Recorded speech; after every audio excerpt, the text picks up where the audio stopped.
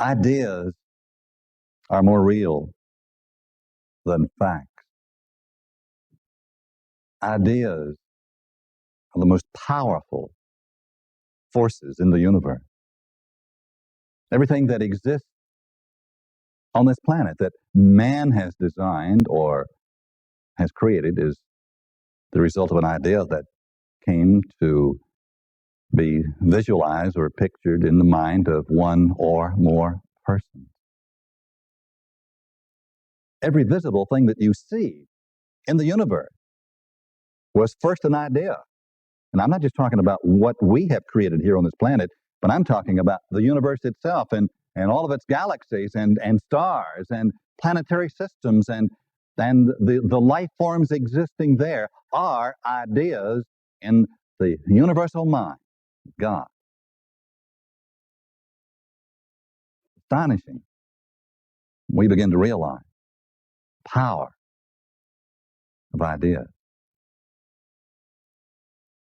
Modern psychology does not realize the immense power of certain kinds of ideas and their realness.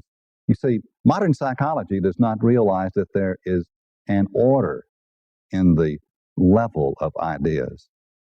Now, certain modern thinkers like Maslow and Jung, the great psychiatrist, did. They understood that every person has a hidden higher nature. Do you believe that about yourself? That already in you there is something greater than this outer psychological ego-centered self that you've been living from most of your life, that we do have a higher nature, and that higher nature is capable of accepting, of understanding, and of being transformed by the powerful ideas that are hidden in the Scriptures. The Scriptures, all great Scriptures, but most particularly the Scriptures that we have declared to be our own, that have come to us from our Judeo-Christian background, contain certain ideas. In primitive philosophy, when men divided ideas into two levels, divine and human, they understood better the existence of different orders of ideas. Now, modern thought does not recognize this great fact at all. Nowhere are we taught to discriminate between different orders of ideas. And the subject of tonight and next week's lesson, the magic of forgiveness, is based on this understanding. Forgiveness is a principle or an idea that does not exist in our purely psychological self, in our purely humanness. The Scriptures define the two levels of being that we're working with in this time on the planet as being earthy or heavenly. The earth and the heavens. Those people who are of the earth deal with and only understand a lower order of ideas. But those persons who are heavenly, meaning who are more advanced, persons who are willing to be changed, understand a higher order of ideas. A good example, a good metaphor would be an oak tree and an acorn. And the acorn would be earthy, would it not? Can you imagine that the ideas that an acorn would accept as being true would be much more limited than the ideas that an oak tree would accept? And would you believe that an acorn could accept the possibility that existing in it is an oak? One of those things? I doubt it. But think how powerful is the idea of the oak tree that's in an acorn. And under the right circumstances, that tree, the magnificent tree, begins to evolve. It begins to grow. It begins to take form and shape. But all the while, it was a living idea in something that appeared to be of a lesser order. And so it is with you, and so it is with me.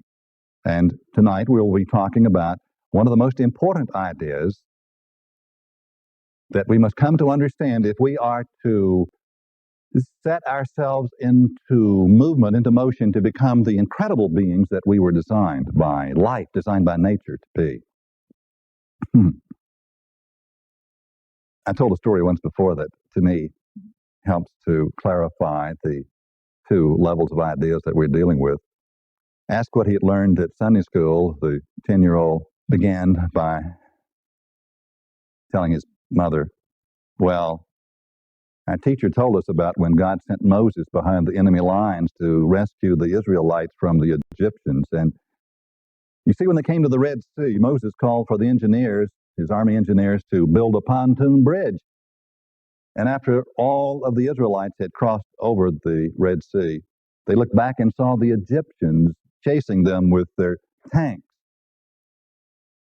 And so quick as a flash, Moses radioed headquarters on his walkie-talkie to send bombers to blow up the bridge, and he saved the Israelites. And his mother said, Bobby, is that really the way your teacher told the story? And he said, no. But if I told you what she said, you really wouldn't believe it.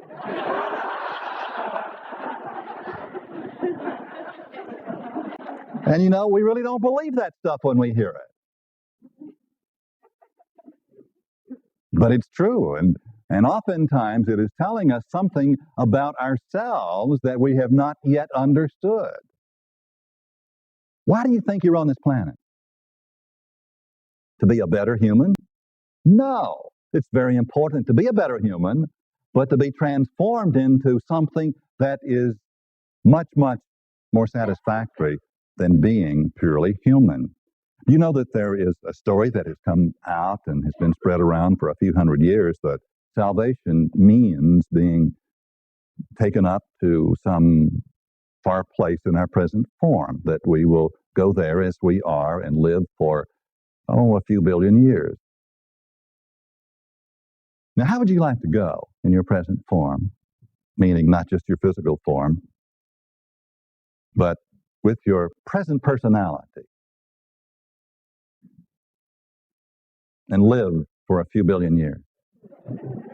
I couldn't bear the thought of it. There's more to us. Do you want to be saved as you are, or do you want to be transformed into something greater? And that's what the Scriptures are about, a transformation that's taking place. A few years ago, Jonathan Livingston Seagull really spread around this country like wildfire. Perhaps you remember. Why was Jonathan such a powerful instrument for the mind? Because the story of Jonathan is nothing more than a metaphor, an example of the greatness that exists in you. And in the story of Jonathan, we begin to see these two levels of ideas. You see, we can believe things about a seagull that we wouldn't dare believe about ourselves, and yet we intuitively have known to be true. But remember the flock, the ordinary flock,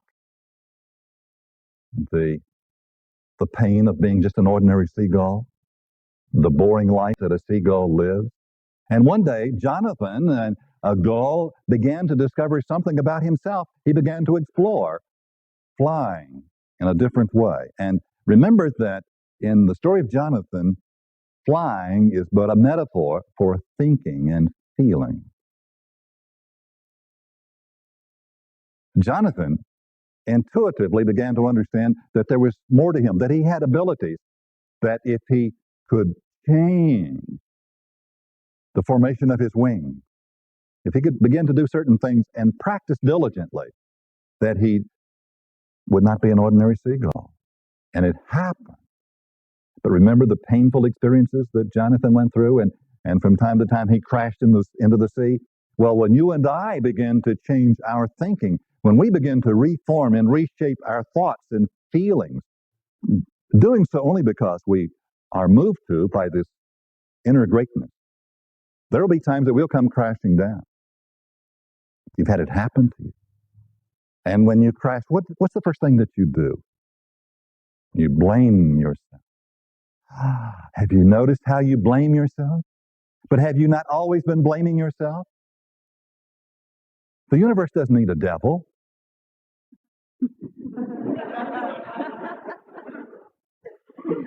We're it. You do such a number on yourself that you don't need anyone else putting you down. But Jonathan grew and changed, and something absolutely wonderful happened to him. When he discovered who he was, really, this innate inner power, this wisdom, this ability to accomplish things that no other girl had accomplished, he immediately knew that the flock would be absolutely delighted to have this information, right? Wrong. He flew into them. I mean, he came sailing by at about 180 miles an hour and did a few loop-de-loops and barrel rolls and landed in the sand in front of them and said, "Whoopee, boy, have I got some good news for you." And they kicked him out of the flock. They did not forgive him. They blamed him. Why do they blame him? Because he was not like they were. Oh, the ego, that small self of us, is always judging others by how it perceives itself to be. Always blaming and judging and condemning. True? And it's got a language. It speaks. Boy, does it talk to us. It's always talking. Talk, talk, talk, talk. Talk, talk, talk. That's this lower earthy level of thinking. And it's that kind of thinking that keeps us, that keeps our feet firmly planted on the ground. The idea that I want to share with you is that of forgiveness, because I think it's an idea whose time has come, and I believe with all my heart that you and I will not grow beyond where we are. We will not become Jonathans. We will not feel or see or understand higher things, the higher order of things, until we have learned about forgiveness. Another idea about ideas. These higher ideas must be given in small quantities or doses, if you will. They're like certain medicines. They must be taken in small doses and regularly and over a long period of time, or we will not get well. It's virtually impossible for the mind to fully accept who we are, all in one flight. Takes a few days, a few years, takes a while. But if we will take in a small quantity of a very powerful idea, it will transform us. And the idea of forgiveness is a very powerful idea. As a matter of fact, I would submit to you that a little bit of it will change your life dramatically. And almost instantly, you'll become a happier, healthier, more powerful, wiser person in ways that you could not anticipate or believe. The word forgive means to give up resentment against or the desire to punish, to stop being angry with or to pardon. And let's take that first part of the definition. To give up resentment against or the desire to punish. Have you noticed how the ego, the smaller self that we function from a great deal of the time, is always ready to punish us and or others? Have you noticed how it works? So to forgive really means to give up that old way of thinking, to give up the old reactions, the old responses. Forgive means to give up all claim to punish or to exact penalty for an offense, to overlook. It means to cancel or remit a debt. It really means to begin to look at life in a new way, with a new perspective. To give up our old belief system. Among the synonyms for forgive are absolve, to clear, to release, to let people go, to liberate. And among the antonyms for forgive are accuse, to blame, to condemn, to prosecute, and to convict. And I'm not talking about taking to court. I'm talking about prosecuting them in our own minds. Have you not taken them? Have you not put them in prison? Don't tell me that you have not tried them and convicted them all in about a period of 30 seconds. We're good at it. We're experts at it. And so forgiveness means giving up this old, limited way of thinking that always separates us from the good that could be ours. I was working at my desk this morning about 11 o'clock making the notes for this talk, and my secretary buzzed me and said, there's a young man who would like to speak to you, and I told him that although you were busy with your notes, that you would surely speak to him for a moment. He's leaving for Florida. He's never met you, but he wants to tell you something. And so I picked up the phone, and there was this really enthusiastic young male voice on the other end of the line, and he said, you don't know me. You've never met me, but I know you. And I want to thank you. And I said, well, I thank you for thanking me, but tell me about what it is that you want to thank me for. He said, well, it's a strange story. He said, last Christmas, my brother-in-law, whom I probably did not like very much, gave me a set of your cassette tapes because I needed them. And I immediately did not like him as much as I did before he gave them to me. Now, you understand that, don't you? The resistance that we have when we are given something that somebody else knows that we need. He said, I began listening to them. And he said, some astonishing things have happened to me this year. He said, as a result, I'm leaving for Florida. It's a dream that I've had for a number of years. It's a goal that I set. He said, I'm being transferred by my organization. And he said, it all happened when I became willing to forgive. And I said, what did you say? And he said, when I became willing to forgive. I said, would you believe that I'm sitting here right now making notes on a class for forgiveness? And he said, I can't believe it. He said, I was a very unforgiving person. And my relationship with people was often stormy, particularly with my boss. And he said, after I listened to your Erroneous Zones tapes a number of times, and particularly in the section on forgiveness, in which you said, practice it even if you didn't believe it, and get down on your knees if nothing else worked. He said, I asked to have my attitude changed. And he said, one day it happened. He said, it was lifted. It was like a burden. Something was just lifted off me. He said, the surprising thing was that when I forgave everybody for everything, a whole new world opened up to me. It was as though I had a different mind. And I said, you did. You did. That is what happens when we forgive. We have a different mind. There is another mind in us. Have you not heard the instruction? Let this mind be in you that was in Christ Jesus. Let it be. Now, what is probably the most or the second most often suggestion or admonition or instruction that he gave? You know what it was? To forgive. Did you know that?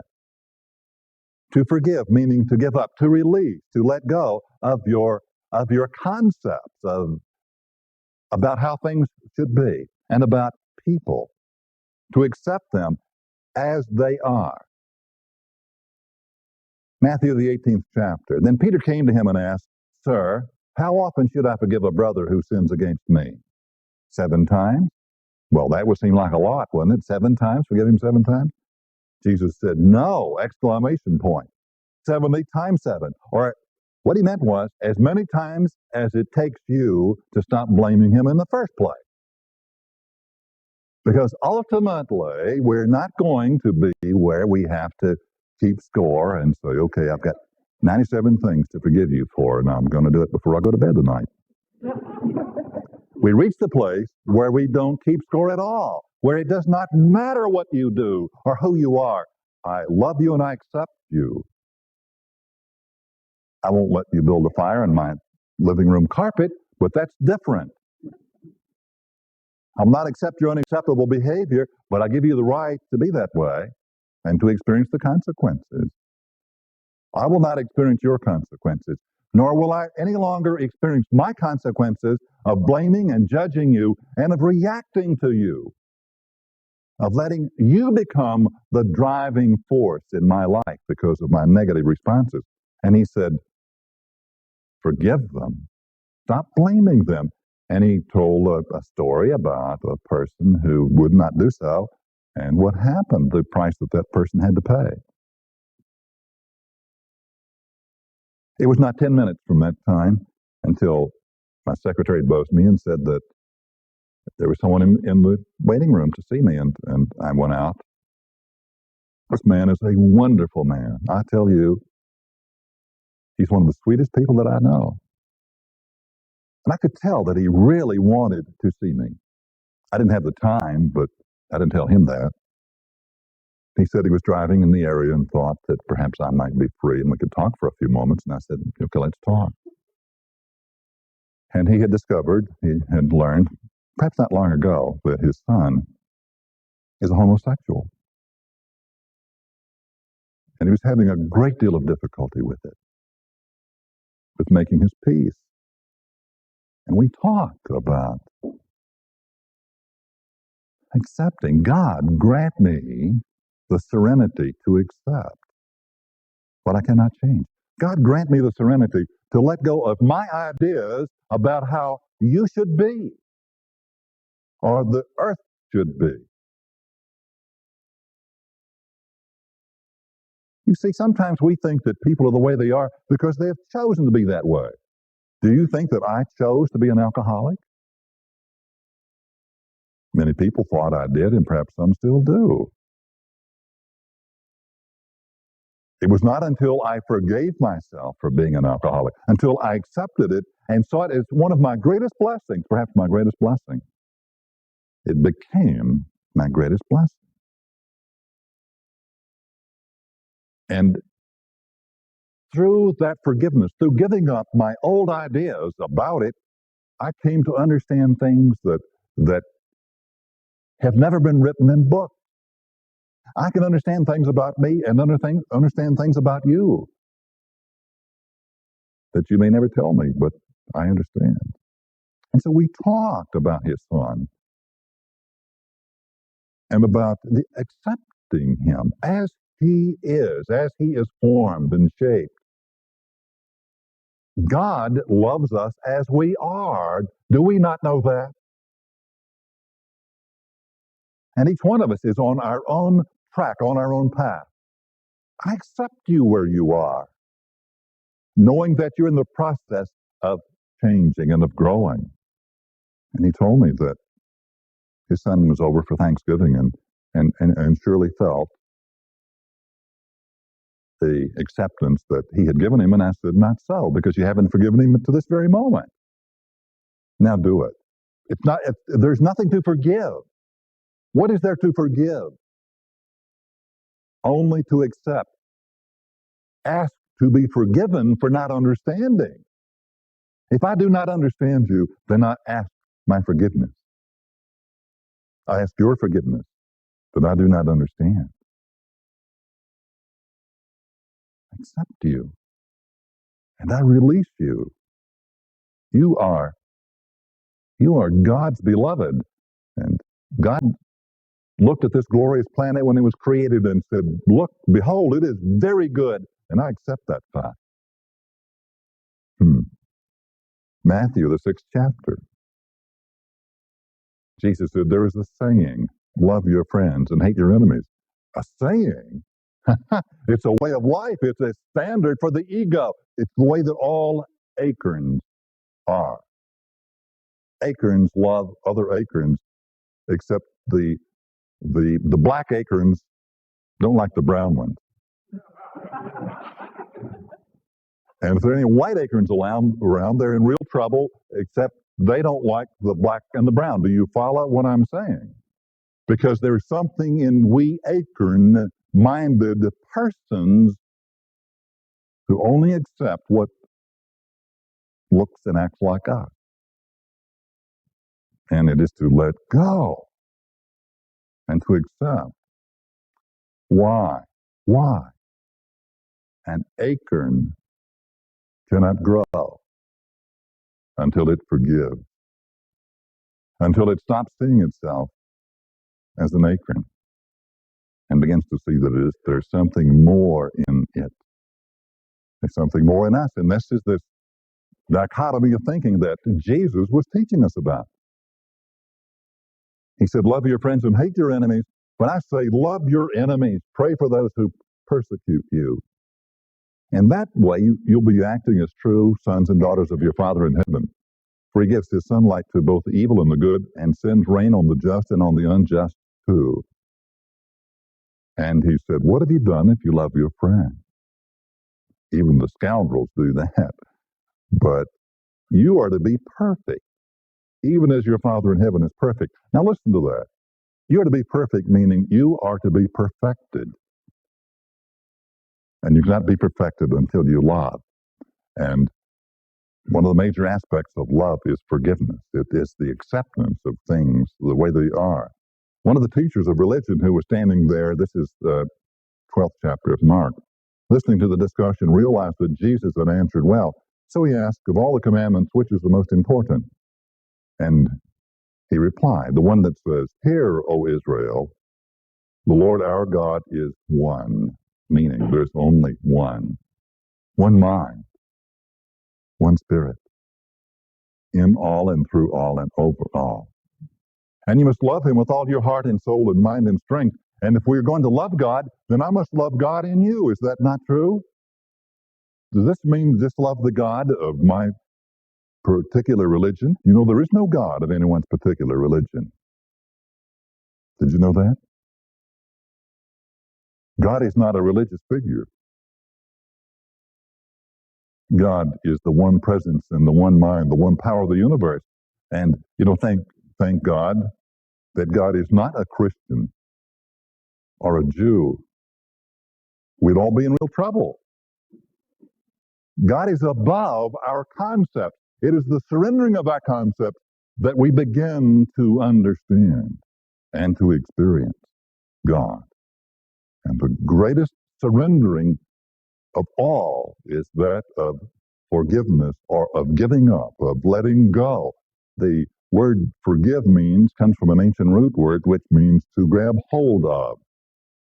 But it means to release what you have grabbed hold of. It means that you must release everything that you have grabbed hold of with your mind, because your mind can only hold at this level the ideas that come from our lower level of thinking. And as long as we hold on to what we believe, we cannot experience that which is beyond our belief. I believe. But help my unbelief. Let me see what is real by surrendering what I have conceived to be true. The title of my lesson is The Magic of Forgiveness. The magic of forgiveness. And perhaps you might wonder, what magic could there possibly be in forgiveness, as painful as forgiveness appears to be at times? And I would remind you of the lesson last week in which I stressed the fact that there are really two levels of consciousness in each one of us. Now, those two levels have been described in many ways. Sometimes they've been called our higher self, our lower self. Each of those levels has its own value system. And the two value systems are quite distinct, amazingly different. You know that this is true because those times in your life when you were living in and from your higher self, you had glorious, even heavenly moments. As a matter of fact, you have a collection of such moments in your memory bank. The great moments. those special times that we're always reaching for. All of our great moments come from our higher self. Perhaps you have an even larger memory bank of some of your lower moments. Some of the most embarrassing times. Angry times. Depressed times.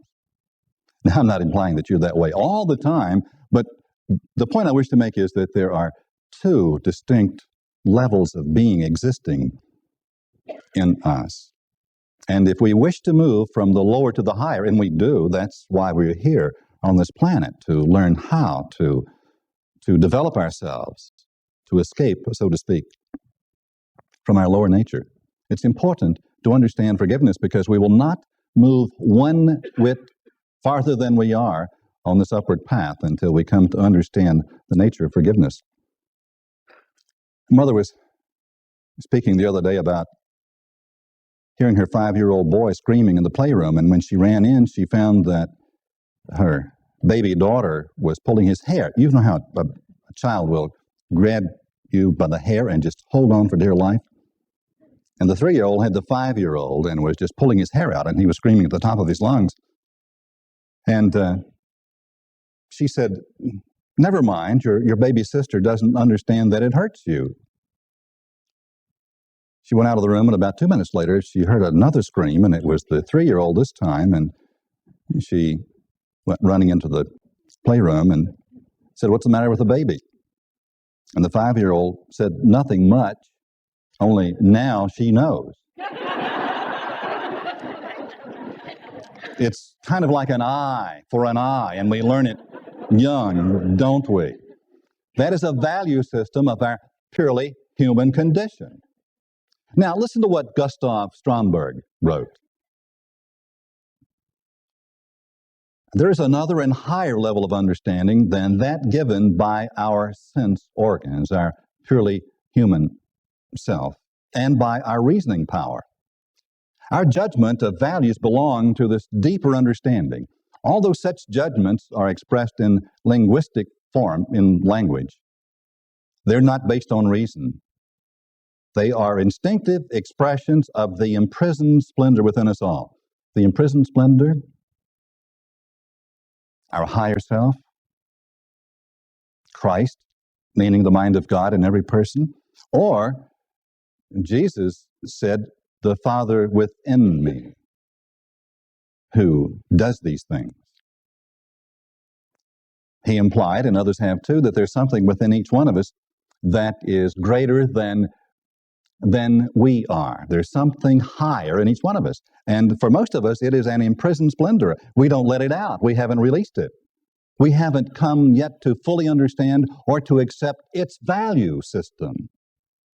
We're so caught up with our own value system, which is suffering, which is reacting to life, seeing ourselves as being purely human, and in no way coming to believe that God really does exist, and remarkably so inside ourselves. Gustav continued, "Our appreciation of beauty and goodness and our hunger for knowledge tell us unequivocally about the existence of a spiritual world of values which our intellect cannot fathom." And that's true. The purely intellectual self of us cannot understand, nor can it reach, nor can it experience our spiritual nature. But that doesn't mean that it is beyond our reach, because it is well within our reach. But in order to experience this higher something that is within us, we have to begin to feel or think like it does. And so listen to what some other people have had to say about this other self. Pythagoras, some 500 years before the time of Jesus, said, "One mind runs through the universe." One mind permeates the whole universe. And he further said, the soul, the human soul, is an emanation of the divinity, a part of the soul of the world, a ray from the source of light. In other words, that your beingness, your soul, the essence of you, that which you really are, if you could see yourself, is but a ray or an emanation of that higher self, that you really are an expression of the soul of the universe.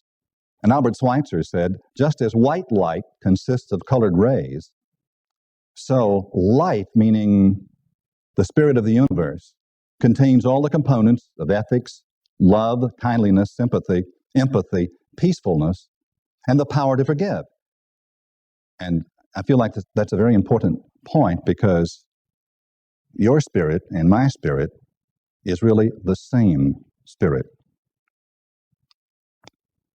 I was sitting at a table at a meeting in the fellowship area on Monday night, and there was a man at the table that I have known for a number of years. Someone else was speaking, and when they finished speaking, I turned to my friend of many years to ask the question, how long have we known each other? And before I could speak, he said, we've known each other for 15 years. Nothing in the conversation could possibly have given him a clue. You have these experiences all the time, don't you? One mind permeates the universe, and we are one with it.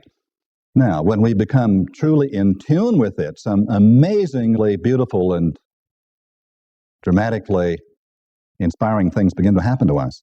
So it's essential that we learn to forgive, because listen to the last quality that Albert Schweitzer said was indigenous to that higher mind, the power to forgive. Do you know that our purely intellectual self does not understand forgiveness? It's not capable of it.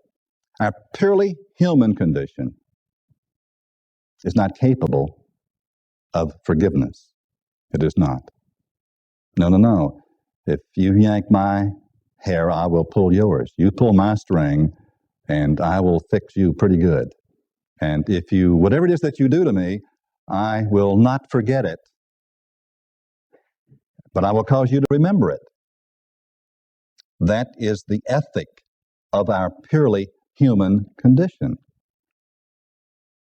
So in order to escape from that condition, we have to come to understand something about forgiveness, because forgiveness is an empowerment. It's something that each of us has. And it's a wonderful something, because it's like an eraser on a pencil, or an eraser with which you would erase a large blackboard. How many of you have been told that at some time in your life that God had a large blackboard in the sky with your name and all those facts on it, or something about like that? Probably today it would be that God has the large computer in the sky, and you are very well positioned in the software.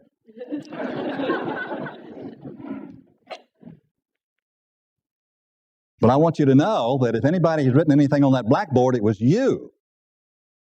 And if anyone erases it, it will be you. Because you have not been judged by God. When I say not been judged, this does not mean that God has not observed us very carefully, because infinite intelligence cannot fail to track the trajectory of its creation. God knows. But God also anticipated how we would be and could care less. It is we who have caused our own suffering.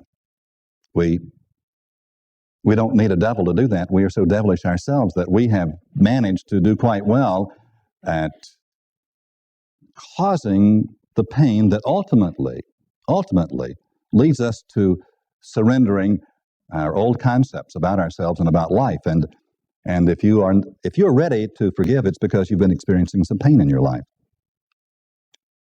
Now, there's a power principle or a power law in the universe, and that law is stated in many ways in many scriptures, and it is that what we sow or give is what we reap or receive.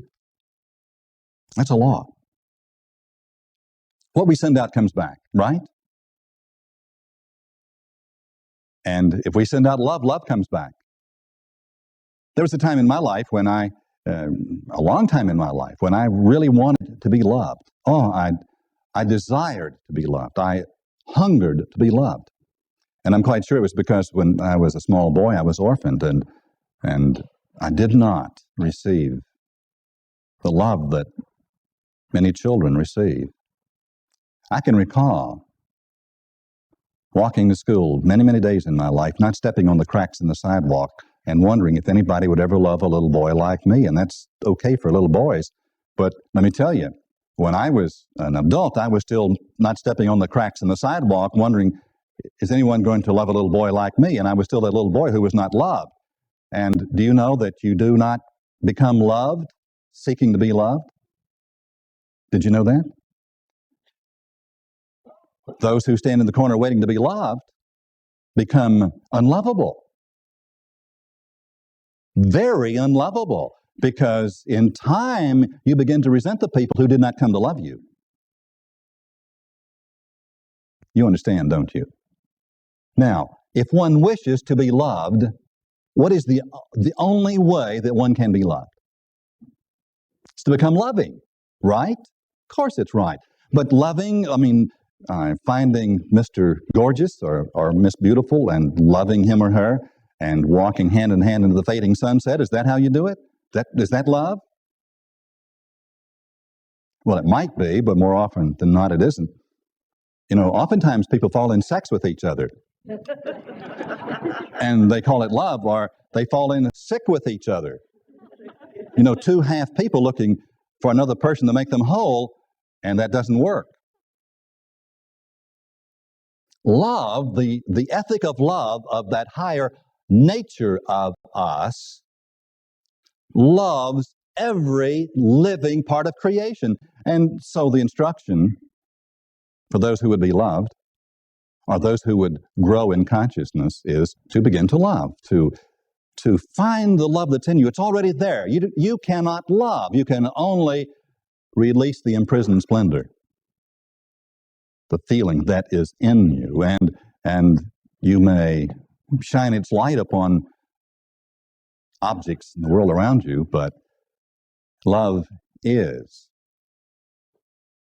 Unforgiveness, the blaming and judging of other people, prevents us from experiencing love.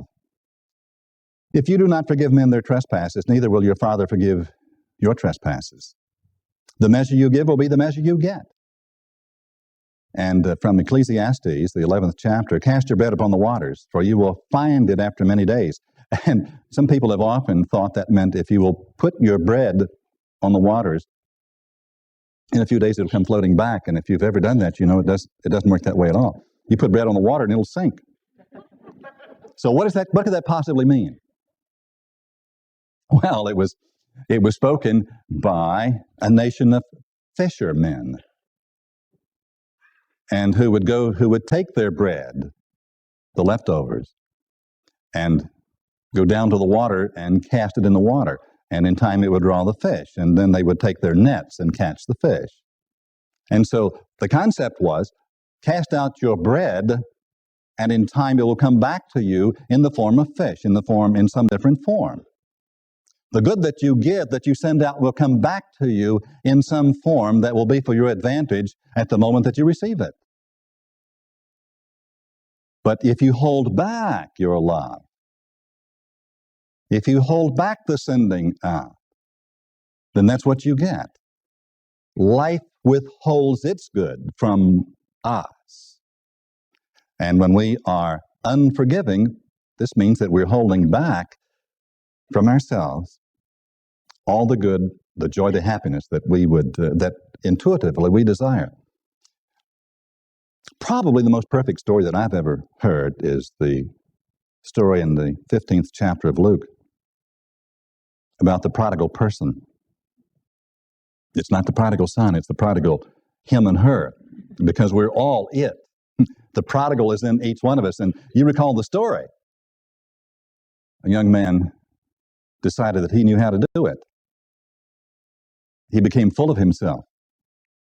And he said, I will leave my father's house and go out and make it on my own. Now, his father's house represents a state of consciousness. And he went into a far country, and that doesn't mean that if he lived in Detroit that he had to cross over in Windsor. No, the far country is also in us. The far country is an attitude. It's a state of being. It is our purely human condition that all of us think that we will find our glory in. Admit it, you did. And the prodigal had the experience that we have either had or will. If you haven't had it yet, be patient, because it will come to you.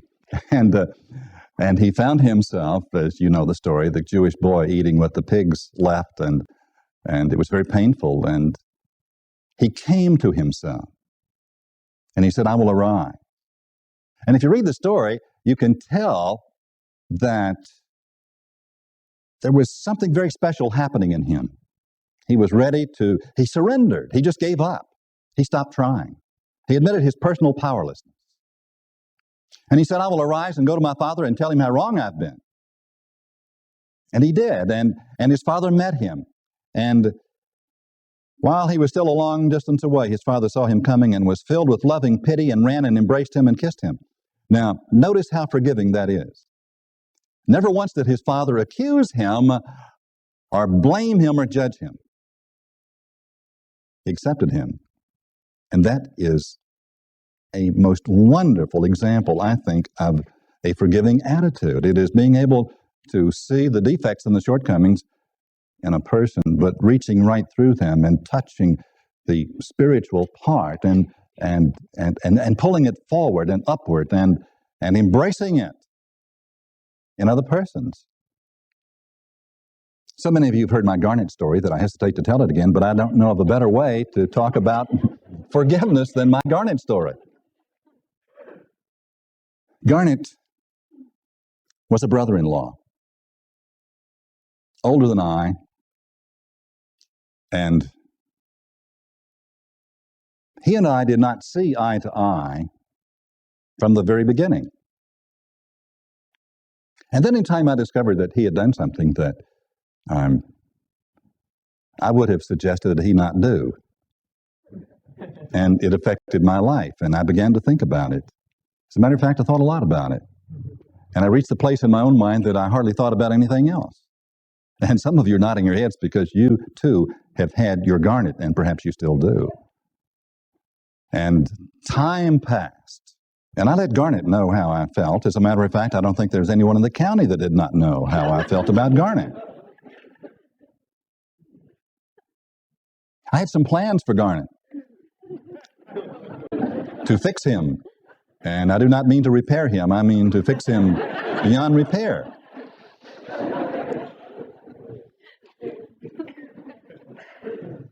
And I almost did. I came that close to.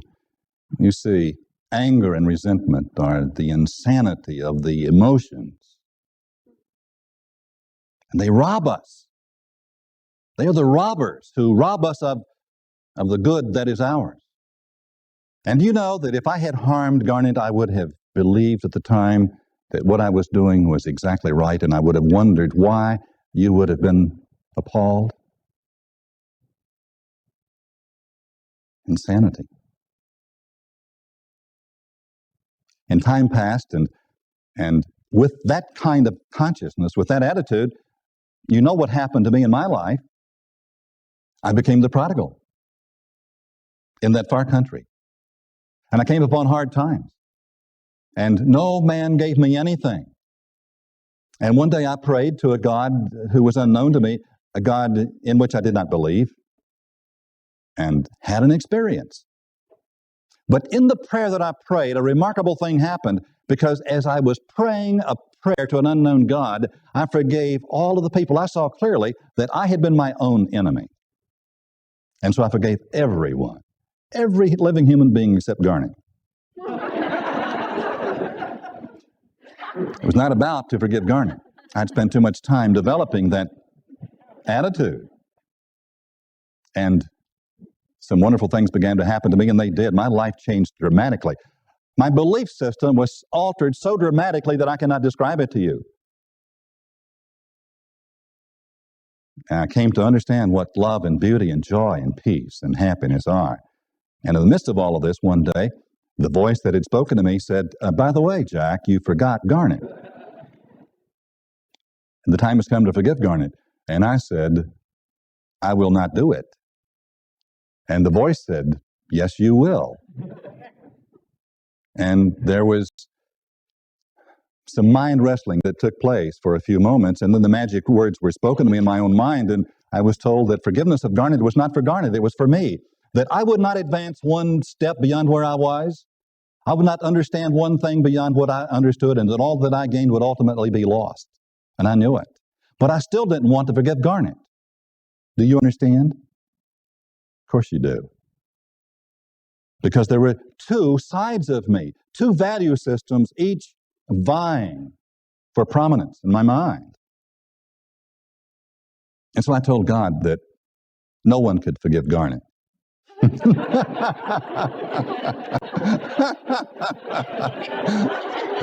and God told me that God had, and that I would.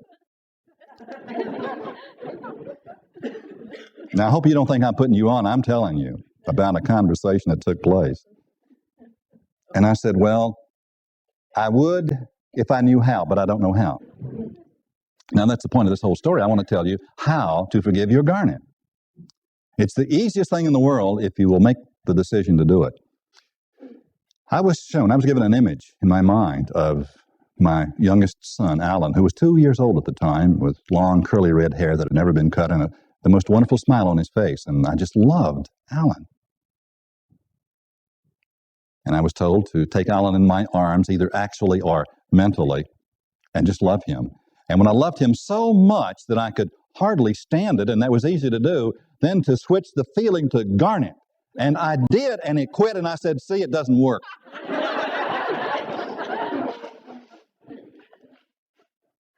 See, I did not know at the time that the unconscious mind cannot tell the difference between a real and an imagined experience. And that what was happening was that when I began loving Alan, I was shifting into my higher state of mind. That part of me whose ethic is love for all persons. And what was Alan but a catalyst? My son was but the catalyst for that love. And so I switched that feeling of love to Garnet. And day after day, I worked at it. Day after day for weeks. And one day, I switched to Garnet, and it didn't quit. I didn't really like him. But I began to understand him. And I worked with it. And one day, I loved him. I loved him. And it makes me cry.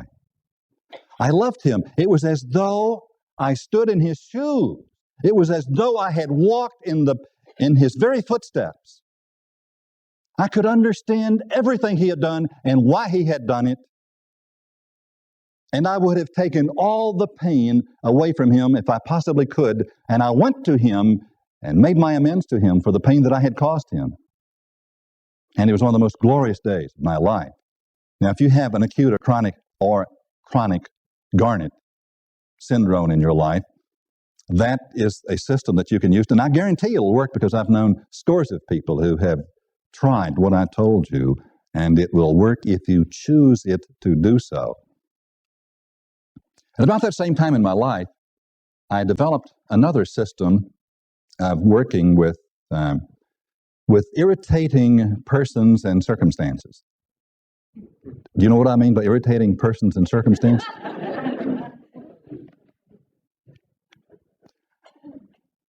I had learned that there are really two activities of the mind. One is thinking, and the other one is feeling. And that thinking is something that takes place in your head, probably, and feeling is in your heart or in your stomach. When you are in love with someone, it's not in your head. Have you noticed that it's right here? And when you feel great moments of joy or of passion, they almost double you over. You have felt those butterflies in your stomach, haven't you? I've never heard anyone say, I feel those butterflies in my head. They're in my stomach. And most of my problems, therefore, are in my stomach because of my negative emotional responses and my fear responses. And so I learned then, if I would do what I called focusing,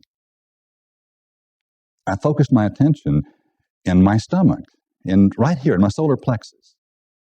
For example, if I had to make a call on an important customer and I was frightened of him, tough guy, and if I really needed to get that order, to get his approval, I would focus on how I felt.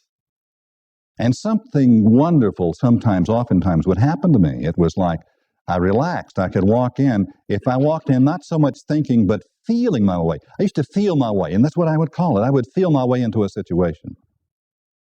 Or if I had a reaction to a driver on the highway or someone that I met, I would, as quickly as I could, focus my attention to change my emotional response. And in time, it became much, much easier to do. And it was like magic. It was like an empowerment from on high. And I discovered that I could totally change my reaction to irritating persons and circumstances. That things that had bothered me and disturbed me yesterday or last month hardly bothered me, and then in time did not bother me at all. And I worked with this, and still do, over all the years of my life. And so I chose to focus. Now, this past September, we had a delightful young man here to bring us his book that was just released, The Magic of Conflict. And of course, I'm talking about Thomas Crum. And he talked about virtually the same system that I've just shared with you, except he called it choosing to be centered. Remember when Tom was here? And in his book, he talks about choosing to be centered. And he said, notice that it doesn't say try or hope to be centered. Do it. To make the decision to be centered. And centered means to really focus your attention here in your solar plexus area. Really, it's lower than that. First, let me make a point. Physicists will tell you that there is a center of gravity to every object on this planet. For example, if you could lift this building, if your arm was strong enough, and if your index finger was rigid enough, there's a certain point somewhere in this building, underneath it, that you could balance it perfectly on your finger. Did you know that? There is a point where it balances. There is a point of balance in each one of us, and it's about 2 inches below the navel. When you're standing, it's about 2 inches below your navel. And there is a strange and wonderful phenomenon that takes place, and you can prove it to yourself if you will focus your attention right here. I've done it for years, and since Tom was here, I've been even more specific about that particular area. But let me give you an example of what I'm talking about. I've been learning to ski the last 3 years. Now, I suppose that if you learn to ski when you're a child, that there's virtually no fear that's involved. But if you learn to ski out in Colorado, when you're my age, there's some rather steep slopes out there. And they're a whole lot steeper looking down than they are looking up. They are much steeper from the top, or so it appears. And one of the phenomena that I discovered about skiing is the tendency to lean away from what appears to be the danger. Have you noticed how that is? And that will surely throw you every time that you do it. It will throw you. As a matter of fact, the principle is to lean into that which you fear. It's to lean downhill. And when one becomes centered, that's precisely what you can do. It takes the fear away. But it's more than taking the fear away. You see, when one becomes centered, the phenomena is this. You discover your inner skier. You know, there's something in you that does not have to learn how to ski. It already knows. I have had some incredible moments of skiing when I became centered. I'm talking about, I have amazed myself. But when I was amazing myself, I realized that it was not I who was amazing myself. There was something in me that was skiing for me. Do you know that on the same day, on the same slope, I have had two totally opposite, remarkable experiences in skiing? By totally opposite, I mean not making it at all and doing so well that I could hardly believe it. And the only question was, who is doing the skiing? So let me ask you, who is doing the forgiving? Who is doing the loving? Who is doing what needs to be done by you? And becoming centered is very important to understand that there is this other value system in us that can be touched, that can be called upon, that has a whole different personality, that walks through life differently, that sees other people differently, that sees them truly and responds in a new way. And that all of the great works that have changed the consciousness of mankind have been written by people who were centered. Listen, for example, to what Marcus Aurelius said. Begin the morning by saying to thyself, I shall meet with the busybody, the ungrateful, the arrogant, the deceitful, the envious, the unsocial. Those are the people I'm going to meet today. All these things happen to them by reason of their ignorance of what is good and evil. But I can neither be injured by any of them, nor can I be angry with my kinsman, nor hate him. Do you think he was centered or not? What part of his mind was he speaking from and living from? For we are made for cooperation, like feet, like hands. To act against one another, then, is contrary to nature, and it is acting against one another to be vexed and to turn away. A remarkable statement. Last week, we talked about the process of forgiving ourselves. And this week, we've talked about the absolute necessity of forgiving all other persons without exception. Speak more about that in a moment. How important it is, and we're talking about the technique that ultimately brings us to the place that we don't have to forgive them because we don't accumulate vexation as a process. We forgive them as it happens. It's like that someone cuts in front of you on the expressway. Instead of the old reaction, you wave your hand and say hi, or move in ahead of me, it's all yours, and without being facetious about it. How would you like to be able to do that all the time and say, it's yours? After you, my friend, and mean it. Well, you can, because it's in you to be that way. And it's very important to be that way because we will not reach the mountaintops of our own true selves until we can function momently in tune with the force that controls the universe. There is a force that for good in the universe, and we can be connected to it, and when we get into the flow of it, then we are at the right place at the right time, and we are responding to all things that are happening to us in a different way. And in this process, we do not lose our identity, we gain a new identity. Sometimes in the beginning when we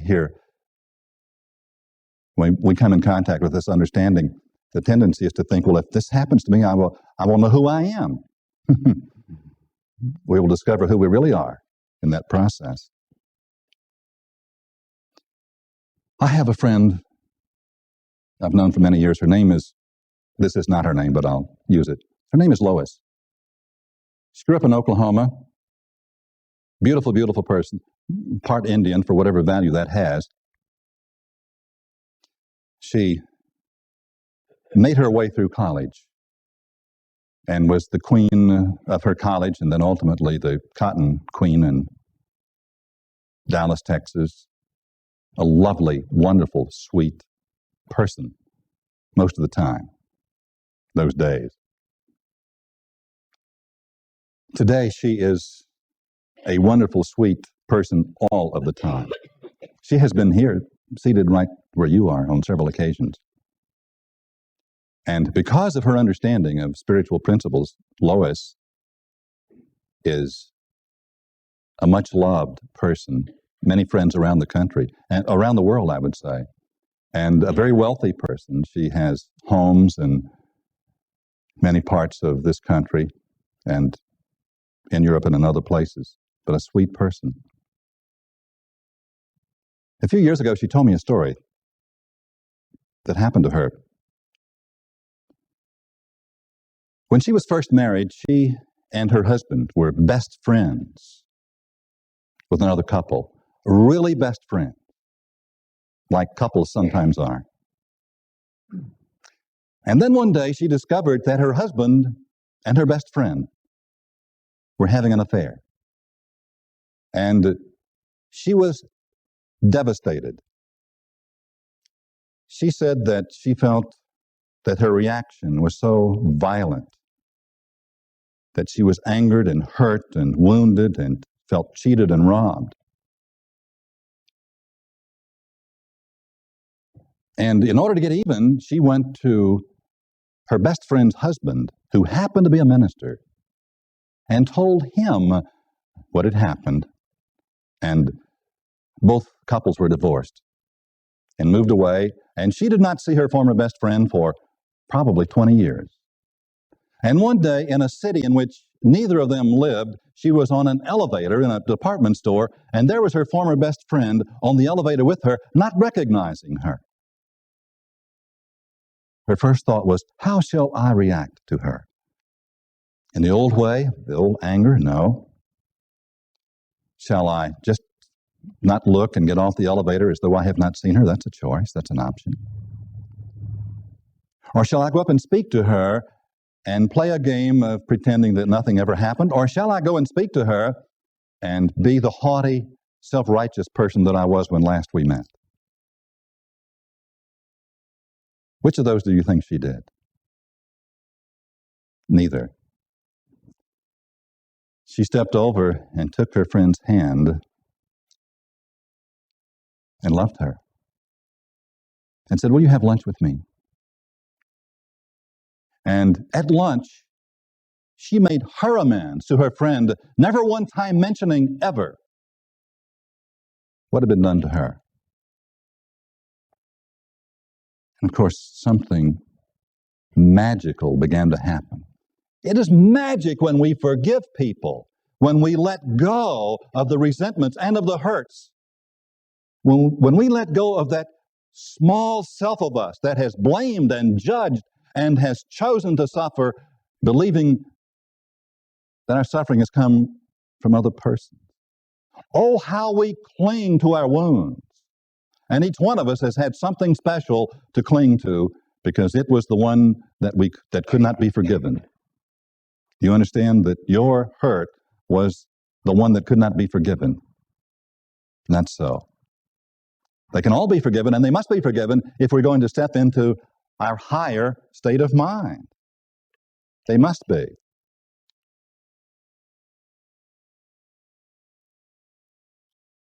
Jesus was talking,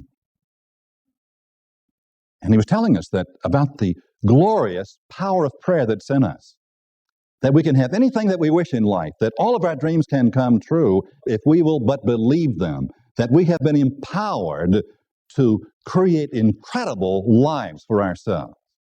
And listen to what he had to say in the 11th chapter of Mark. Listen to me! Exclamation point. You can pray for anything, italics, for emphasis. And if you believe, italics, exclamation point, you have it. It's yours. You pray for anything. But wait a minute, he said, there's one condition. You can't have anything that you want until you forgive everyone for everything they've ever done. He said, before you pray, first forgive anyone you're holding a grudge against. Go to them and forgive them. Go to them, go to where they are. Wait till you meet them on an elevator in a department store. Oh, no. Go to them inside yourself and forgive them. Because until you do, you will not be released. And you cannot rise up and experience the glory that has been prepared for you. You've heard the story in song that Tony Orlando made famous, Tie a yellow ribbon around the old oak tree? Heard it? It came from a true story. And Robert Schuller tells that story again in his book, The Be Happy Attitudes.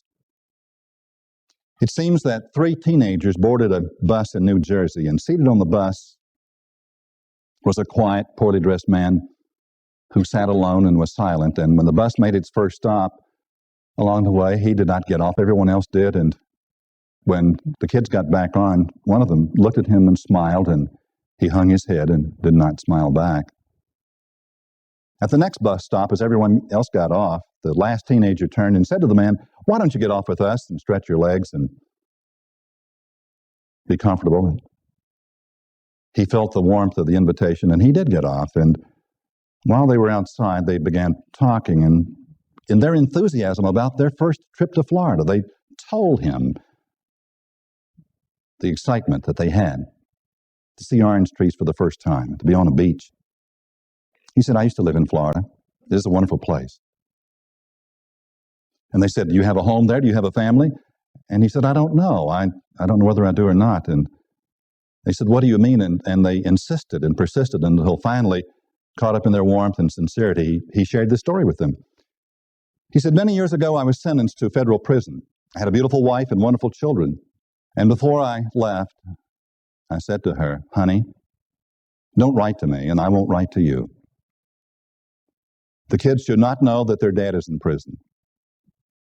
They should not have to suffer because of what I have done, nor should you. So I would like for you to go ahead and begin to live your life all over without me. And if you find another man, somebody who will be a good father to those boys, why, don't hesitate to take him as your husband.'" And he told the teenagers, he said, "I don't know whether she kept her bargain or not, but I kept mine. I have not written to her until last week when I knew for sure that I was getting out. I sent a letter to my old address, which was just outside Jacksonville, Florida. And I said to her, if you're still living there, and get this letter, if you haven't found anyone else, and if there's a chance of you taking me back, here's how you can let me know. I will be on the bus as it comes through town. I want you to take a piece of white cloth and hang it in the old oak tree right outside of town." And so as they were approaching Jacksonville, when they're about 10 miles out of town, the teenagers came over to his side of the bus, and they were eagerly looking out of the window. And suddenly, they yelled and jumped and screamed and hugged each other and danced in the aisle, and all that they could say was, "Look at it, look at it." You see, not a single white cloth was tied to the tree. There was a white bed sheet, a white dress, a little boy's white trousers, white pillowcases. The whole tree was covered with dozens of pieces of white cloth. And that's the way it is with us. That's the way that God treats you and me. It's a promise to God that the past has been forgiven and erased from the record that we've rolled up. It's the promise to the prodigal in us. But it's more than that. It is more than a promise that we will just live ordinary lives. It is a promise that we will transcend our present state when we can forgive us and can forgive them. His son said to him, "Father, I have fallen short in every possible way, and I'm not worthy of being called your son." But his father said to the slaves, "Quick, bring the finest robe in the house and put it on him, and a jeweled ring for his finger and shoes, and kill the calf that we have in the fattening pen. We must celebrate with a feast. The son of mine was dead, spiritually dead, and has returned to life. He was lost and is found." And so the party began. There's magic, absolute magic, and forgiveness. And if you don't believe it, and you have a garnet, try it. God bless you.